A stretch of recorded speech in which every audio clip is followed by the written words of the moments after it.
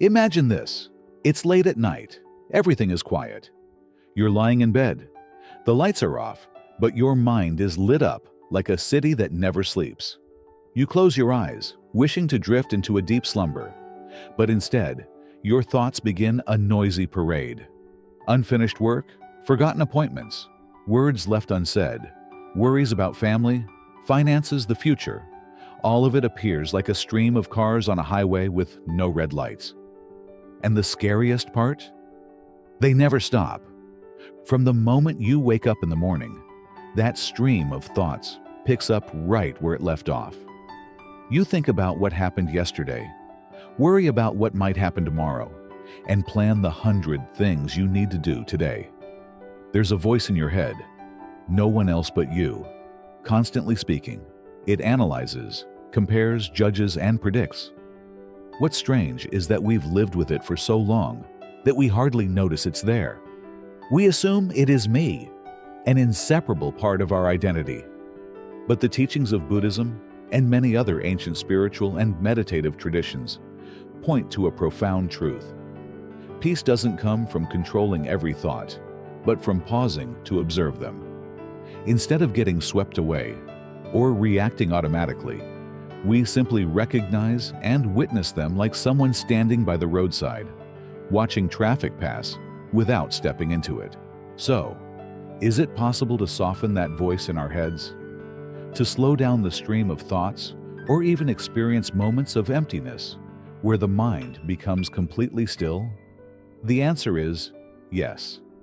Not only is it possible, but the experience brings something truly special. A profound silence, as if you've just stepped into a quiet room in the middle of a noisy city. In that space, there is no judgment, no worry, only pure presence. When we learn to live in the present, to observe rather than react, we are no longer prisoners of our thoughts. And in that moment, even if it's just a few seconds, we touch a kind of freedom that nothing external can offer. A deep, lasting, inner freedom. Chapter 1. When the mind becomes a city that never sleeps. Have you ever stood at a busy intersection during rush hour? Cars packed tightly together, horns blaring, people rushing past, ringing phones, street vendors shouting, all blending into a chaotic symphony. Now imagine all that noise isn't out on the street, but echoing inside your head, all day long, without a pause. That is exactly what it's like to live with a mind that never rests, always running, always speaking, always interpreting. The moment you open your eyes in the morning, before you even yawn, a flood of thoughts rushes in. You might recall a strange dream, or suddenly worry about the day ahead. Your mind leaps to that important meeting, the lunch you haven't prepared, the bills that need paying, or the conversation from yesterday that you regret not finishing properly. Some of these thoughts are useful, like the one reminding you not to forget your keys. But most are just background noise, making you feel heavy and scattered. It's like trying to listen to your best friend in a noisy cafe. You want to hear them. You lean in, but the surrounding noise makes it nearly impossible to understand them fully. Or, it's like standing before a breathtaking scene, a crimson sunset, a cool breeze. But your mind is spinning with questions like, why did I mess that up? Or, what if something goes wrong tomorrow? Your body is present, but your mind is drifting far away. That experience is exhausting, like carrying a backpack full of stones all day, only to realize later that most of what's inside doesn't help you. The Buddha once told a short but profound story. Imagine an arrow strikes you. That's the unavoidable pain of life. A loss, a hurt, an unexpected hardship. But instead of stopping there, you shoot yourself with a second arrow. This time with your thoughts. Why did this happen to me? I don't deserve this. The second arrow doesn't come from the outside, but from within. The Buddha wanted to highlight this. The pain caused by external events is just one part, but the prolonged suffering comes from the mind's clinging and the endless cycle of thought. He said, "Whatever has a beginning also has an end. Letting go brings peace." Letting go doesn't mean ignoring or suppressing emotions, but learning not to let them control you forever. Modern science also offers an interesting discovery. The human brain has a system called the default mode network, DMN, a network that becomes active when you're not focused on a specific task. This is the part of the brain that helps you recall the past, imagine the future, and evaluate yourself. But it's also a major source of anxiety and depression when overactive. It's like a radio playing in the background. Not loud, but never off. That's why many people feel uncomfortable sitting in silence. Because the moment everything outside goes quiet, the radio in their mind turns up its volume. But here's the secret, one that both ancient wisdom and modern science agree on. You don't have to believe every thought you have. Not every thought is true, helpful, or a reflection of reality. A thought is just a cloud drifting across the sky. And you are not that cloud. The Buddha once asked a disciple, "Where is your mind right now?" The disciple replied, "Master, it is thinking of many things." The Buddha smiled and said, "If you can see that, you already have mindfulness." Mindfulness, awareness, is recognizing what's happening in your mind without being swept away. This is the first step toward inner freedom. Imagine your mind as a busy highway. Thoughts are like cars speeding by. Normally, you are sitting in one of those cars, being carried along in its direction. But mindfulness offers another option, to step to the side and observe the traffic without jumping into every passing car. Or think of the sky. Dark clouds, white clouds, gray ones. They come and go, constantly changing. But the sky remains vast, open, and untouched by their movement. You are like the sky, not the clouds. You are the observer of thoughts, not the thoughts themselves. Science also shows that even a few minutes of mindfulness meditation daily can calm the default mode network, DMN, the brain's mental chatter system. It's like turning down the volume of that inner radio. The thoughts don't vanish, but they no longer overwhelm you. You reclaim space, clarity, and most importantly, inner peace. And here is an essential truth. You are not the thoughts that pass through your mind. You are the one who observes them. When you truly understand this, you no longer need to force your mind to stop thinking, because thoughts will no longer control you. Peace is not a silent mind. It's a mind with space between you and what it creates. You are the driver, not the car. You are the sky, not the passing clouds. You are the stillness, not the noise. Chapter 2. What truly happens when the mind becomes still. Remember the last time you stood beneath the sky after a rainstorm? When the clouds had cleared, soft light gently pierced through. The air felt fresh, and everything seemed to grow quiet.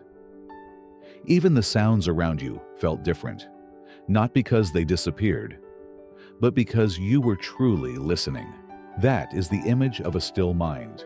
No longer the storm of thoughts, the whirlwind of worries, just clarity, calm, and presence.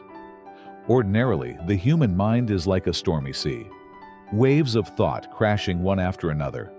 We've lived in that state for so long that we don't even realize we're being swept away.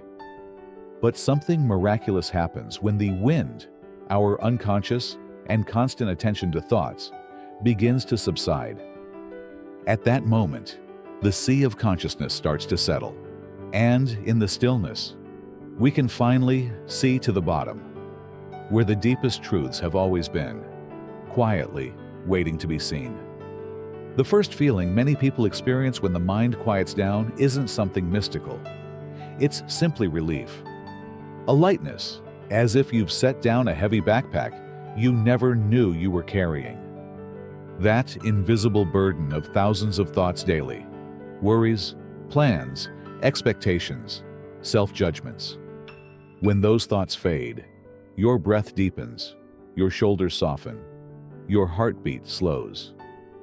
You might even be surprised to realize your fists were clenched, your jaw was tight, or your face was tense. Because you've been bracing for so long, you thought it was normal. And then, the world around you begins to change. Not because it has changed, but because the way you see it has. Normally, thoughts act like tinted glasses, coloring, judging, and interpreting everything you see. She's annoying. This isn't good enough. I'm going to fail. But when the mind is still, you take off those glasses. Everything in front of you, a leaf, a bird's song, or the simple feeling of your feet touching the ground, suddenly appears vivid, delicate, and strangely real. In Zen Buddhism, this state is called beginner's mind, a pure original awareness, like seeing the world through the eyes of a child. No comparisons, no labels, no need to understand, just the simple act of being with what is. Like a child seeing snow for the first time. They don't ask why it's white, how cold it is, or when it will melt. They just laugh, reach out, and catch each falling flake. That is true presence, and something we adults have long forgotten. But the stillness of mind doesn't just offer relaxation or a deeper connection to the world. It reaches further. The ego begins to fade. The ego you call me. The one who likes this and hates that, who has a certain past and is trying to shape a better future. The voice in your head constantly claims, I am this kind of person. I need to be seen. I'm afraid of getting hurt. When the mind becomes quiet, that voice grows faint, and you begin to ask, is that me? In our modern world, social media further feeds the ego, where we craft polished images, achievements, highlights, and carefully edited photos. But is that your true self? Or is it just a collection of others' memories, expectations, and reflections? The philosopher Heidegger once warned that when humans become obsessed with labeling, analyzing, and interpreting, they lose the ability to touch life. We think about life more than we live it. And in doing so, we miss the most beautiful moments. Not because they don't exist, but because our minds are too busy to notice them. Have you ever been stilled by a piece of music that was so beautiful that it silenced everything inside you? Or watching a sunset without thinking, just sitting there, feeling like you were melting into the golden light? In those moments, you didn't disappear. Quite the opposite. You were fully present, no longer separated by the ego trying to control everything. The Buddha taught that suffering doesn't come from external events, but from clinging to a separate sense of self, a me, cut off from the world.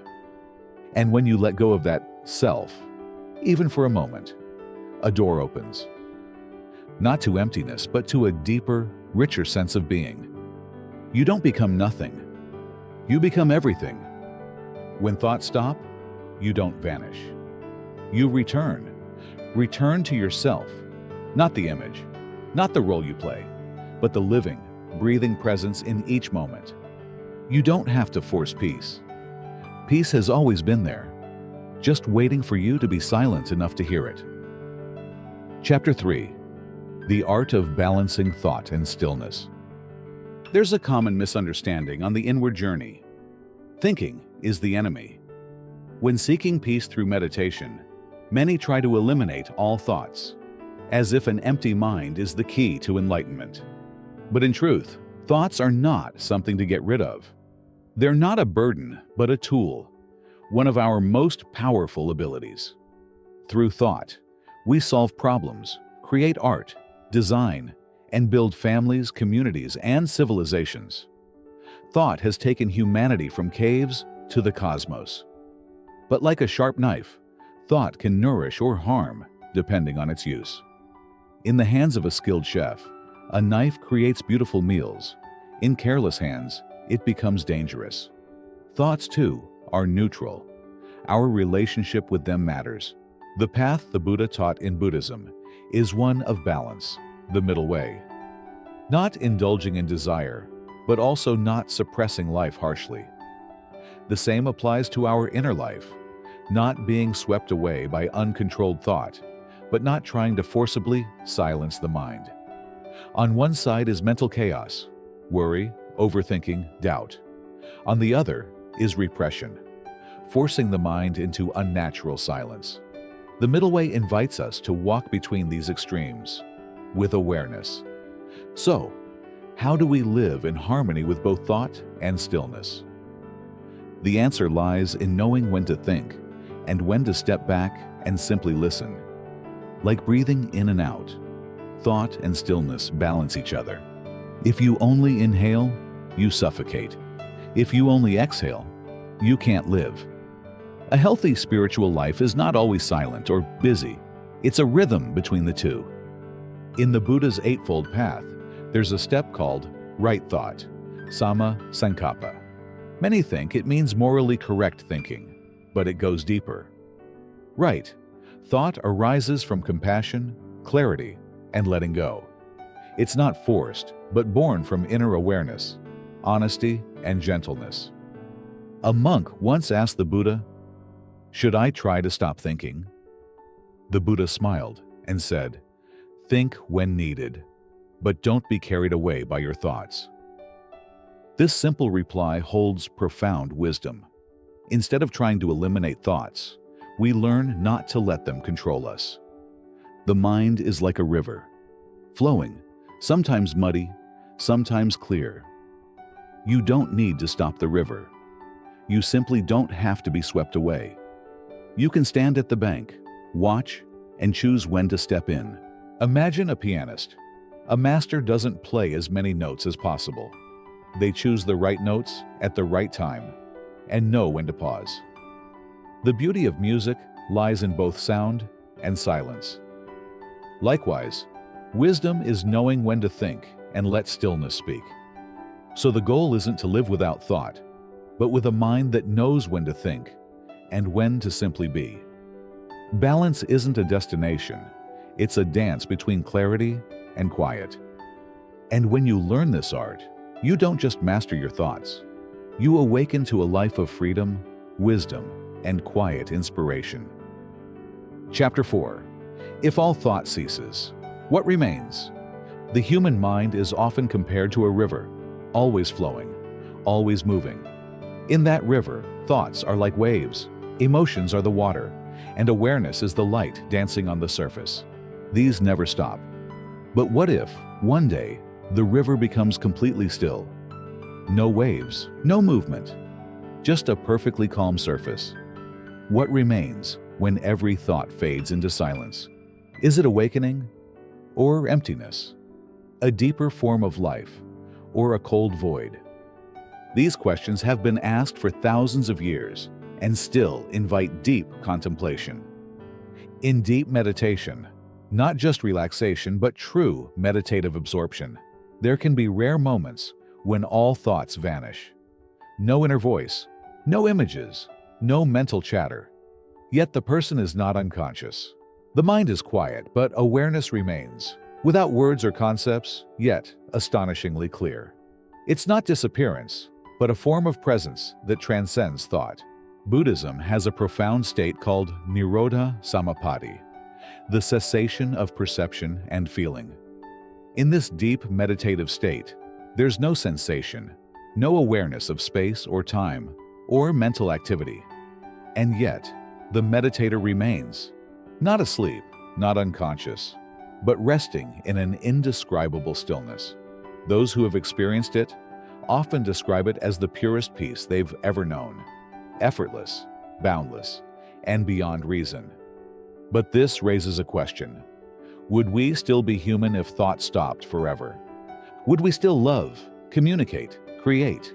Even enlightened beings, like the Buddha, still used their thoughts. They taught, explained, and offered wisdom. The difference is, thought did not rule them. Thoughts came when needed, then disappeared. They didn't form the core of identity. They were tools, not masters. This is a subtle but important truth. When thought stops, what disappears is not you, but the ego, the false sense of self made up of memories, labels, and conditioned reactions. In Buddhist teachings, this self was never solid. It's just a temporary collection of shifting elements. When those elements fall silent, the illusion of self dissolves like mist under the morning sun. And what remains? Not emptiness, but a deeper, truer presence. Vast, open, unbound. Some call it ego death, but really, it's a return to your original nature, undefended, whole, and free. So, the goal of the spiritual path is not to force the mind into silence, but to be free from being controlled by it. The Buddha never taught the destruction of thought, but the understanding of it, so we are no longer its puppet. True freedom doesn't come from a blank mind, but from mindfulness. Being fully present, aware of what's arising in the mind, yet no longer identifying with it. Thoughts come and go, but you no longer lose yourself in them. You become like one sitting calmly by the river, watching the current flow, knowing you are no longer swept away. And in that stillness, not forced, not fabricated, you do not disappear. You awaken, not into something new, but back into your true self, whole, luminous, and free.